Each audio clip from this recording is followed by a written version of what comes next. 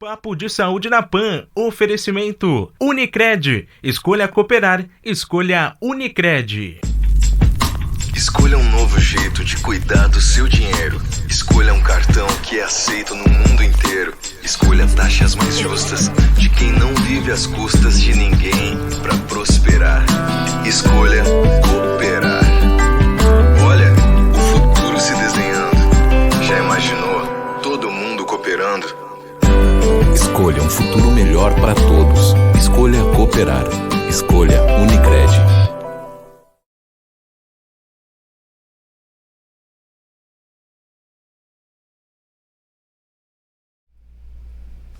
Olá, sejam bem-vindos a mais um Papo de Saúde na PAN. Eu sou o Dr. Marco Antônio Van Rossky, obrigado por estarem conosco. Se inscrevam no nosso canal, compartilhem as nossas entrevistas e deixem lá suas sugestões. Hoje nós vamos tratar de um tema de muita importância para a mulher, que é Outubro Rosa.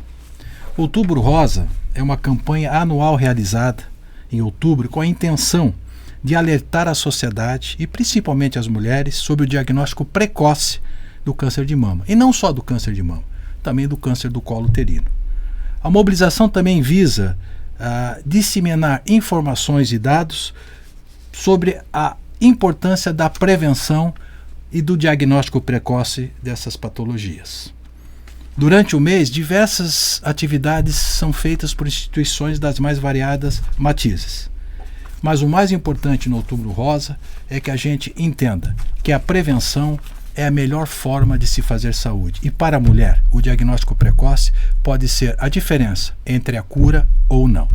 Para falar sobre esse assunto de suma importância, eu recebo hoje a doutora Muriel Jongo, que é a presidente da Sociedade de Ginecologia e Obstetrícia do Vale do Itajaí, e a doutora Maria Augusta, radiologista da Ecomax. Pessoas que têm uma vivência muito grande nessa área da prevenção das doenças ginecológicas.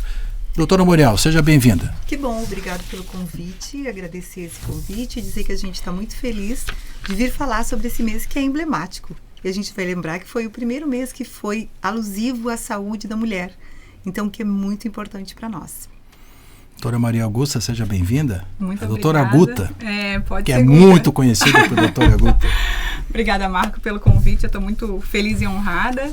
Eu acho que é uma excelente oportunidade para a gente ter informação de boa qualidade, né? E uma conversa de boa qualidade nessa era que a gente hoje vive também de muita informação e que às vezes a gente não sabe de onde vem e às vezes aceita. Então, eu acho que oportunidades de boas conversas sempre são ricas e a informação importantes correta, para a né? sociedade. Doutora Muriel, começo por você, fazendo uma pergunta simples. Qual é a importância das mulheres fazerem os seus exames preventivos? Então, como tudo, né? Nós mudamos, nosso corpo muda, as nossas células mudam e a gente tem que entender, não é porque eu fiz um exame uma vez na vida que estava tudo bem. Hoje a gente sofre influências de tudo. E nós temos que entender que, assim, nós estamos mudando porque nós estamos envelhecendo, vivendo mais. Então, essa prevenção é muito importante e faz a diferença. Eu gosto que as pacientes me dizem muito isso, mas eu já fiz uma vez, ok? Vamos fazer de novo.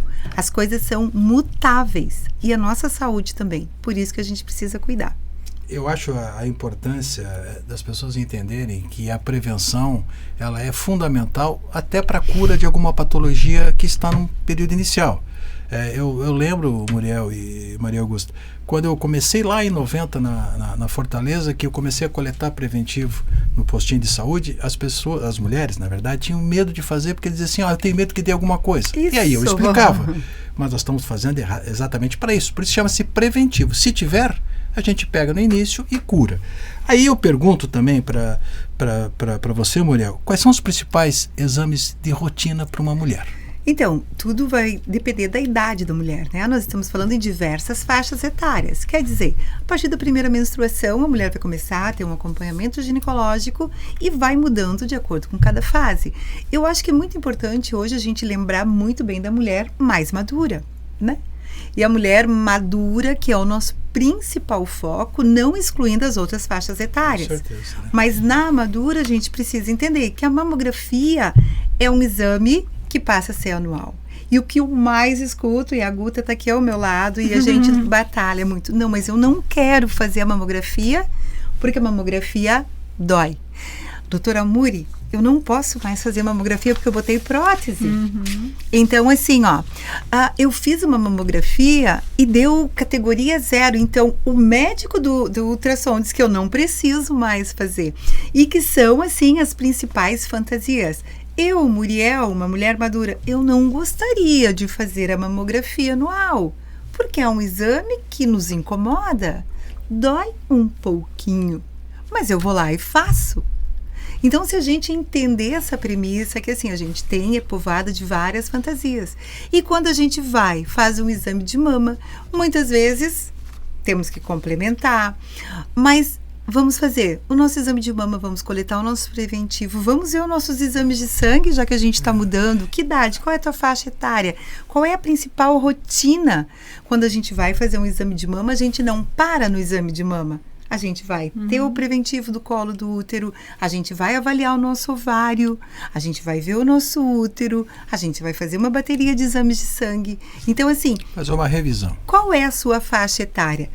Para cada faixa etária Tem nós teremos exames adequados para cada faixa etária. Eu acho que uma questão importante também, Muriel e Guta, é o autoexame das mamas. Então a gente começa pelo autoexame, a mulher aprender a palpar as suas mamas, em qualquer situação que ela sinta, qualquer diferença, ela procure o seu ginecologista. Uma coisa que eu sempre digo, Marco, hoje a grande maioria, nós temos um percentual de próteses imenso, e a paciente fica com mais dificuldade no autoexame. Nas que não tem prótese, então, seria mais fácil, né? A raridade, quase.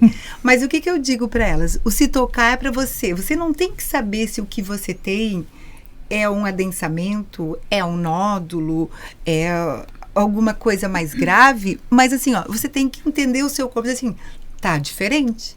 Exatamente então, isso que eu prego muito com as pacientes. No ultrassom, às vezes, elas falam assim, ai, doutora, mas eu não gosto de fazer minha palpação, porque eu sinto tanta coisa. Isso. Então, assim, isso que é o importante, tu vai te conhecer.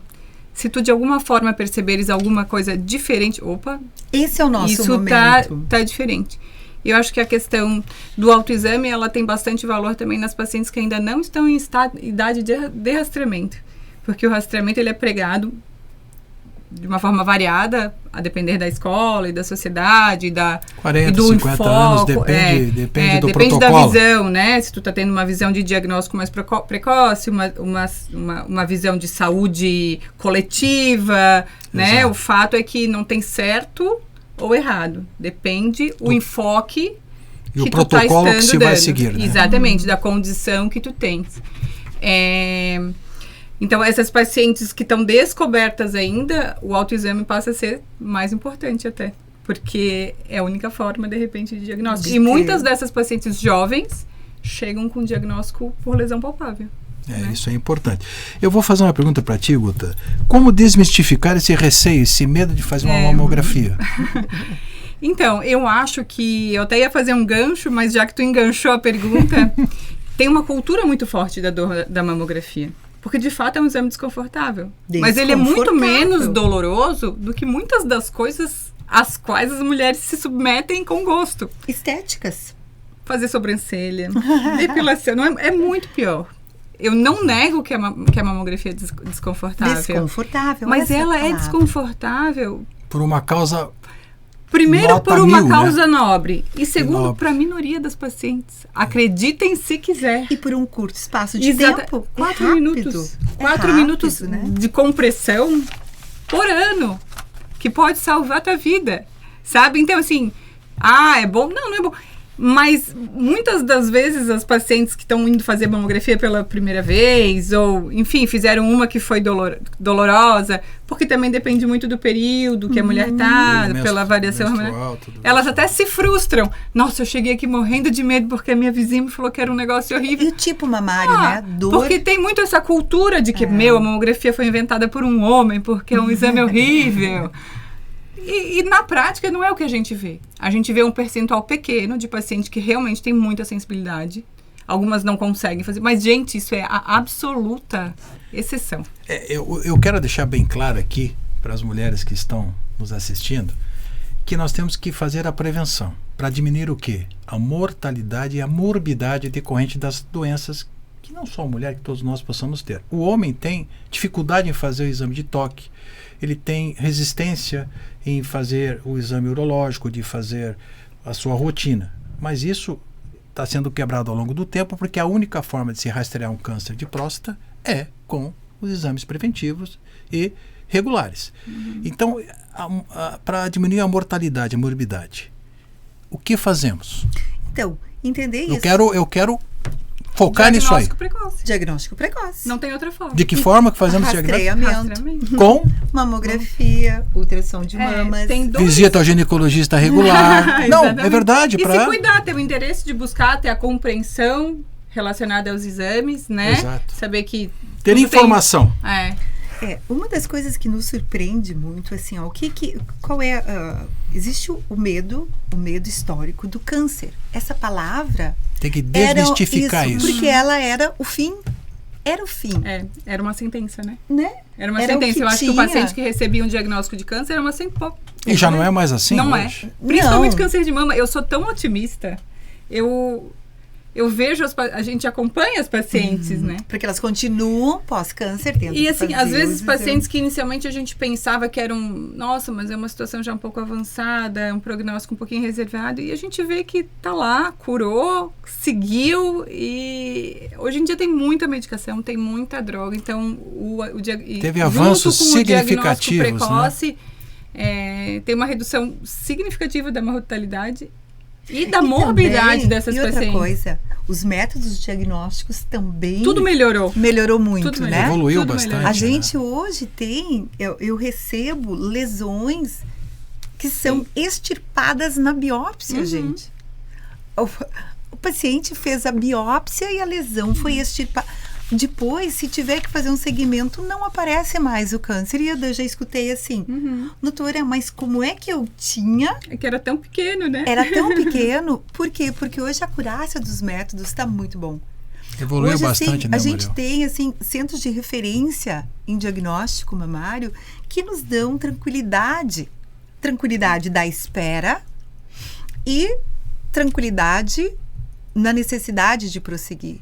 Então, assim, hoje a mulher faz exames e, assim, tivemos, como eu digo sempre, assim, nós tivemos a prótese, que não impede o diagnóstico, mas que as mulheres criam a fantasia de que eu tenho prótese, eu não posso mais, vai explodir minha prótese. Isso é importante deixar bem claro. Que a gente né? escuta isso, então eu sempre explico. A prótese, para ser utilizada em nós, ela tem que ser testada quanto à resistência dela à pressão do mamógrafo. Então, uma prótese, antes de ser liberada para o uso em nós mulheres, ela é testada com inúmeras compressões de mamógrafo. Se ela resistir dar segurança a isso, ela pode ser utilizada. Aí as rupturas de prótese não são associadas à mamografia, porque nós temos pacientes jovens que têm, sim, a prótese, como elas comumente falam para nós, a minha prótese... Nunca fez mamografia. E nunca tinha feito uma mamografia e a prótese rompeu. Eu tenho até um dado objetivo. A prótese em teste, ela aguenta 500 newtons. É uma unidade de força, né? 500 newtons de unidade de força. Na mamografia, o preconizado é a gente usar de 110 a 180. Ou seja, bem longe. Ainda que a gente quisesse, a gente não conseguiria chegar com a mamografia a 500 newtons. Ter a força de compressão E vou dizer ainda mais. O ideal é que seja de 110 a 180. Às vezes, a gente não consegue chegar a 110. E quando a gente chega, a gente passa um pouquinho. A gente raramente chega aos 180 de força de compressão. Então, assim, tá muito aquém da força testada e que né? Então, assim, isso não é... O que pode acontecer é uma prótese que já tá rota, que foi evidenciada na mamografia, ou até foi, né, aquela prótese foi submetida a mais alguma pressão, talvez tenha tido algum efeito, mas não de romper a prótese em si.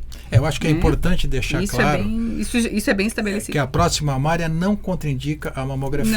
Não poderia. Nem poderia. Seria ilegal botar uma prótese nesse caso, hoje em dia, né? Eu estou reforçando isso porque esses mitos, eles existem. Assim como a gente tem que desmitificar a palavra câncer como morte, que não é. Não é. A mamografia é importante, esses esclarecimentos de duas especialistas para quem está nos assistindo. Vou fazer uma pergunta para a Guta aqui.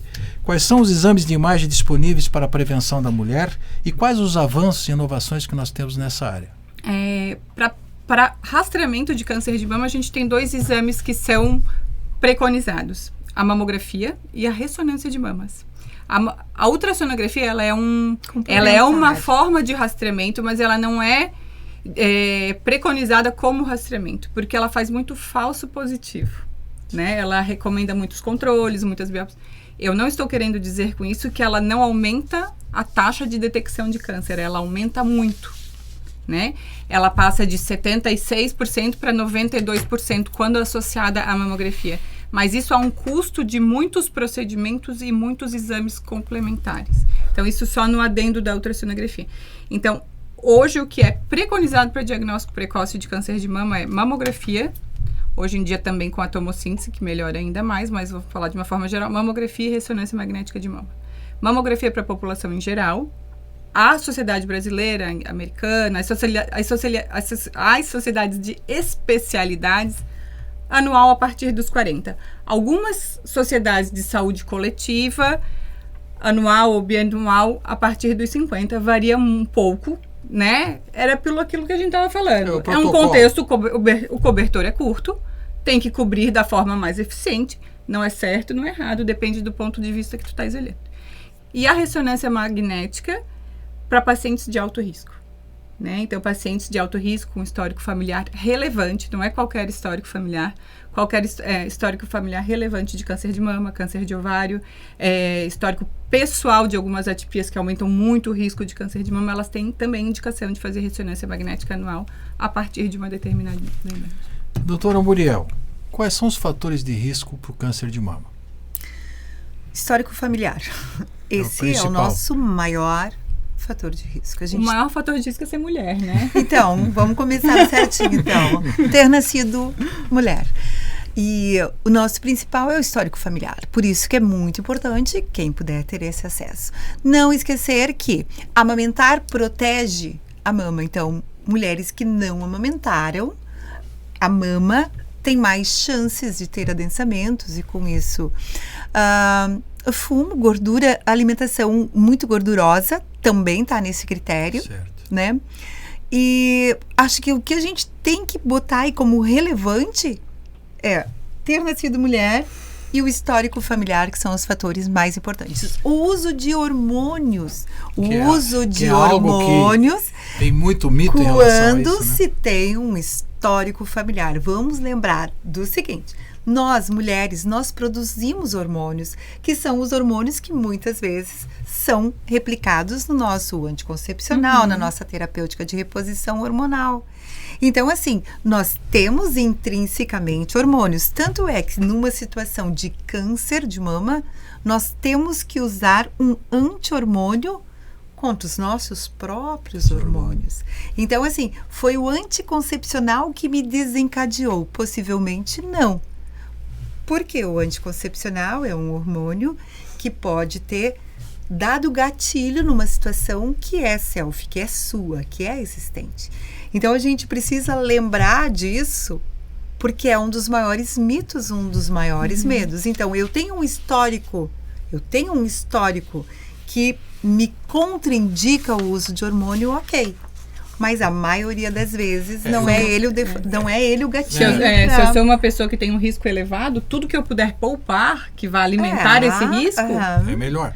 Eu mas digo isso porque a automedicação é um risco grande para o paciente. Receita de bolo, né?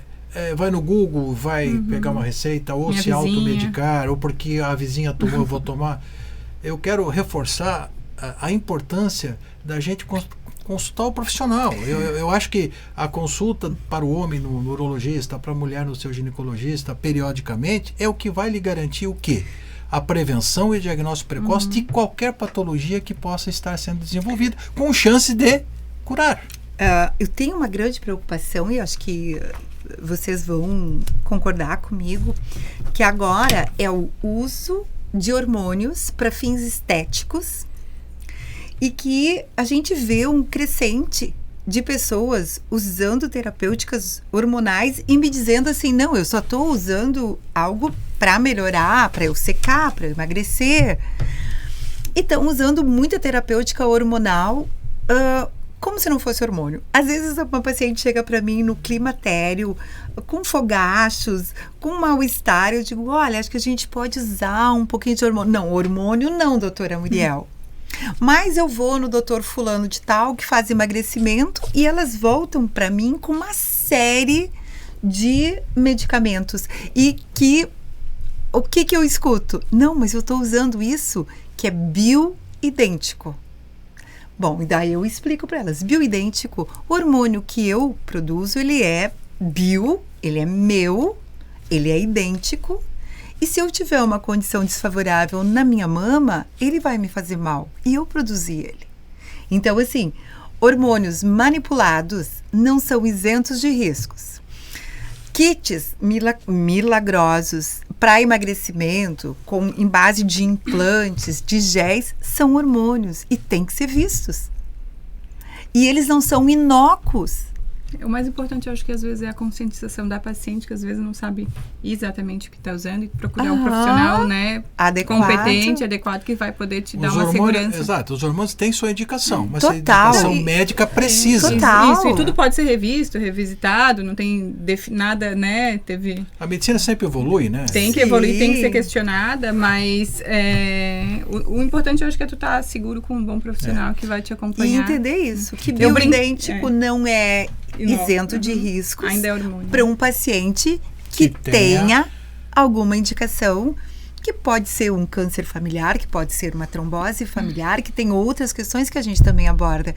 Mas entender que hormônio, sim, pode ser uma coisa muito boa e adequada e com indicação, como sim, hormônio pode ser inadequado e de alto risco para a paciente. Como pode ser então, benéfico. Somos individualizadas e eu acho que é isso que a gente tem que falar sempre. Tem que ser individual e receitado por um profissional especialista da área. Individual. Doutora Maria Augusta, vou fazer uma pergunta que isso, né, até para a gente desmistificar algumas questões. Quais são os riscos e contraindicações para esses exames da prevenção da mulher, principalmente de radioimagem? Não existe exatamente uma contraindicação para a mamografia, né? Não existe nenhuma contraindicação para a mamografia. O risco é o desconforto, se é que isso pode ser considerado um risco, e tem o risco da radiação, que é um risco, que é uma radiação muito pequena. Às vezes um dia de sol tem mais de radiação do que um exame de imagem, e as pessoas não sabem disso. Então, também. Eu acho que a gente pode botar uma contraindicação, é a gravidez. Daí a gravidez. Porque o resto... gestante não faz. Isso. Mas daí não é uma contraindicação do exame em si, né? É uma contraindicação da paciente. Isso, mas o resto a gente não tem. Não existe contraindicação. Nós temos um risco atual, e que a Guta sabe, que a gente recebe todos os anos. Chega no mês de outubro, as pacientes já chegam com um vídeo pronto para me mostrar.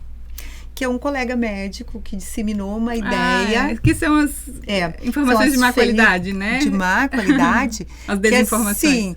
Que o exame, a mamografia vai acabar com a tireoide. E esse acho que é o mais, grave que a gente recebe. O próprio Colégio Brasileiro de Radiologia publicou algumas notas já Precisou publicar, né? referentes a esse risco sugerido de aumento de incidência de câncer de tireoide associada à radiação da mamografia. Isso não existe. A gente oferece, inclusive, um protetor se a paciente se sente mais segura, mas isso não tem nenhum respaldo científico, não haveria essa necessidade, mas enfim.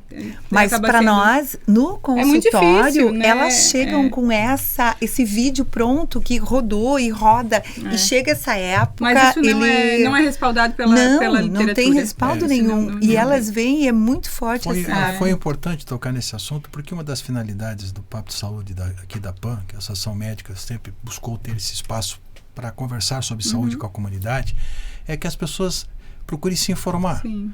Porque a gente que já vai fazer 40 anos de profissão, como eu faço em dezembro, eu iniciei lá atrás quando não se tinha esse aparato de diagnósticos preventivos e diagnósticos precoces possíveis. E as cirurgias que se faziam eram cirurgias mutiladoras. Mutiladoras. E hoje, se você faz um acompanhamento, se você tem algum problema que é detectado inicialmente numa microcalcificação ou num nódulo pequeno abaixo de 2 milímetros, enfim, você faz uma cirurgia conservadora, uma quadranetectomia com linfonodo sentinela. Tudo isso dá o quê? Além de poder propiciar a cura da paciente, dependendo do estágio e quando é bem inicial, menos mutiladora, e né? não mutila a paciente, ela tem a sua mama Voltando preservada. àquele ponto que tu tinhas falado da redução de mortalidade e da morbidade, né? O rastreamento mamográfico ele reduz em 30%, né? Programas de rastreamento organizados, né? Certo. Não mamografias aleatórias. Em 30% a mortalidade de mama, o que em si já se justificaria. Com certeza. Agora, além dessa redução de 30% da mortalidade, o que ele reduz de morbidade, pacientes que eventualmente não iriam a óbito em algum momento pela doença, mas teriam que ser submetidas a uma mastectomia, a um esvaziamento axilar, sabe? Cirurgias Ou mais até, agressivas, né? ou até um quadrante, mas entre um quadrante pequeno e um quadrante grande, a deformidade da mama, com todas as consequências que isso tem para a mulher... A parte psicológica Exatamente. do apoio, né? Então, assim, além da redução da mortalidade, que por si já é relevante, a redução da morbidade associada ao diagnóstico precoce é exponencial, sabe? Então... Eu acho que a mulher tem direito ao diagnóstico precoce. Exatamente. Na verdade, ela tem que lutar por isso. É exatamente né? isso. Nessa linha aqui, nosso programa está tão bom que ele está passando rápido, né? Eu vou puxar um pouquinho para o colo do útero, Muriel. Tá? Sim. Então, eu quero que tu nos explique o que é HPV, qual a sua importância na saúde pública e na mulher. Bom, então eu vou começar dizendo o seguinte, que um dia nós vamos falar de câncer de colo de útero como uma doença que tinha lá no passado. Que existiu. Por quê? Que existiu. Porque hoje, essa nova geração está sendo vacinada na base. E a gente levou muito tempo para entender isso. Medicina evolutiva. A gente levou muito tempo para entender. Mas o que causa o câncer de colo de útero? O câncer de colo de útero é um vírus que se chama HPV. Então, hoje, as nossas crianças têm o direito a receber uma vacina e elas não vão mais desenvolver o câncer de colo de útero. E a vacina serve para o menino e a menina. E a menina. E é custo zero para o paciente, porque você tem na rede pública. Mas o que a gente tem que entender? Enquanto essa geração não chegar lá na frente, nós vamos continuar vendo mulheres chegando ao consultório com câncer de colo de útero avançado. Por quê? Porque esse exame, sim, qualquer local faz. Postinho de saúde, rede feminina de combate ao câncer. Não precisa ter um médico para solicitar o exame. Ela pode se dirigir demanda espontânea e coletar esse exame. Leva segundos. E ele, sim, tem uma assertividade, porque tu não precisa de um ultrassom de alta qualidade, de uma ressonância, tu precisa de uma paciente e um coletador. E isso faz a diferença. E o laboratório de citopatologia? E esse exame tem sim mas que ser coletador feito. também. Tá, mas daí assim, mas nós temos essa disponibilidade. Porque assim, uma paciente para chegar e fazer uma mamografia, ela precisa ter uma condução, alguém tem que pedir, não é um... o Papa Nicolau está para o rastreamento à disposição da e comunidade. assim, nós ainda estamos tendo pacientes jovens, né? Com lesões HPV dependentes e lesões de colos graves, não uso de preservativo, falta de cuidado, mas acho que assim, o que mais me assusta hoje é a gente dizer assim, ó, tem uma vacina que vai fazer a cura de um câncer. E algumas pessoas não fazerem a vacina por medo da vacinação. Então, assim, para a gente concluir essa etapa desta pergunta, nós já estamos chegando ao final do nosso programa. Vacina é a cura do câncer de colo de útero. Deve ser realizada, existe na rede pública tanto a partir dos 9 anos como para o menino. Então, essa geração futura vacinada não vai terá ter a sua proteção. Não terá câncer de colo de útero. Aqueles que não tiveram a vacina, as mulheres não tiveram, uma das melhores maneiras de fazer o diagnóstico precoce é através do Papa Nicolau, do preventivo do câncer. O nome já diz, preventivo anual, para que se tenha alguma alteração, Sim. ela vai ao médico especialista e, com certeza, pegando no início, a chance de cura é muito maior. E um dia nós velhinhos vamos contar. Uma vez Houve. nós E eram um dos cânceres com maior mortalidade entre o público Ainda feminino. Hoje em, dia alto. hoje em dia já caiu bastante. Mas ainda é Pela, alto. né, pelo preventivo, pela divulgação do diagnóstico precoce, mas Estamos chegando ao fim do nosso papo de saúde, um papo muito, muito legal, e com certeza voltaremos a ter, porque esse espaço é para a gente ir trazendo informações, orientando a população sobre as questões mais importantes de saúde pública e preventivas. A saúde preventiva, ela é muito mais barata do ponto de vista econômico para o poder público, para nós, e principalmente do ponto de vista humano. Você evita a mutilação, você evita a perda de vida. Então eu gostaria, encerrando, eu passo para a Muriel as considerações finais, que ela também falasse sobre a nossa rede feminina de combate ao câncer, né?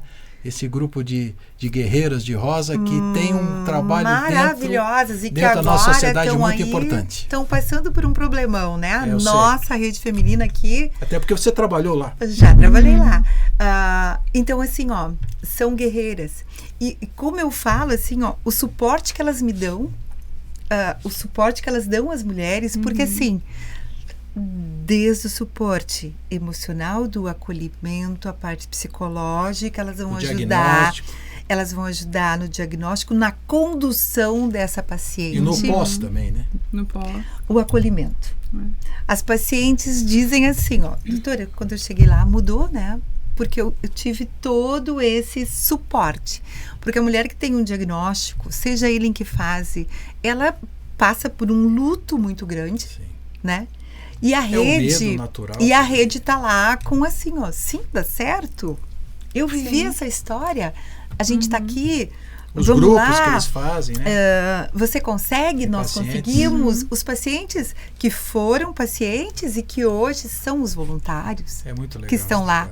Então, assim, a gente só pode bater palmas, né? E dizer agradecer assim, ó, a existência delas. Parabéns, e que logo elas estejam na sede novamente, soube que o CELP vai doar um espaço para elas.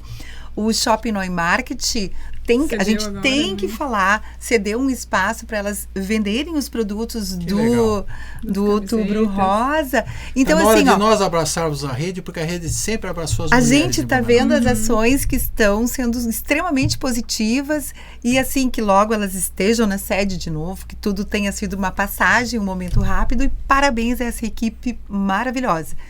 Toda a equipe, desde a menina que recebe as pacientes, até o médico que atende, mas assim, essa cadeia sensacional. É um time. Time vencedor, um timaço. Um timaço. Elas são muito especiais. Então, Maria Augusta, obrigado pela presença, Muriel. Obrigada. E também deixo que tu faça as considerações finais, as orientações, se achares necessário. A Muriel também, se quiser completar alguma questão, ainda. Eu queria agradecer mesmo a oportunidade. Eu acho que esse é um tema tão relevante. Quando a gente falou de o principal risco de câncer de mama é ser mulher, é porque é um câncer que acomete uma a cada 8 mulheres. Então, assim, é uma prevalência, muito alta. Que tem que ser rastreado e tem que ser... É claro que o risco familiar aumenta, mas o risco da mulher em si, em ter câncer de mama, é muito alto. É uma para cada 8 mulheres que você conhece tiveram ou terão câncer de mama. Então, a gente tem a oportunidade do diagnóstico precoce, a gente tem, né, com uma redução da mortalidade, com uma redução da morbidade. Existem, claro, alguns mitos e algumas verdades relacionadas a esses exames de rastreamento, mas isso não justifica, né? Isso não justifica perder essa oportunidade de se cuidar, enfim, viver. Os exames preventivos, se a gente pudesse fechar todo nesse nosso bate-papo, o exame preventivo para as mulheres é um direito delas. E que deve ser buscado. E que elas têm que agarrar e tem que ir atrás. Orgulho e felicidade de ter essa oportunidade. Concordo. Eu sempre digo que quem já um dia entrou em avião, a gente escuta uma frase assim: senhores passageiros, em caso de emergência, máscaras cairão à sua frente. Coloque a sua para depois ajudar quem precisa. Exatamente. E a gente fala tanto de amor, e eu escuto as pacientes me dizendo assim: eu não fiz porque meu filho precisava de mim, eu não fiz porque minha mãe precisava de mim, eu não fiz porque eu tinha que cuidar. Então eu sempre digo assim, ó, pra gente cuidar de alguém, precisamos cuidar da gente. a gente precisa cuidar da gente. Bacana. Então, assim, quem ama alguém se cuida. Eu só posso oferecer o meu cuidado para você se eu tiver com a minha saúde boa.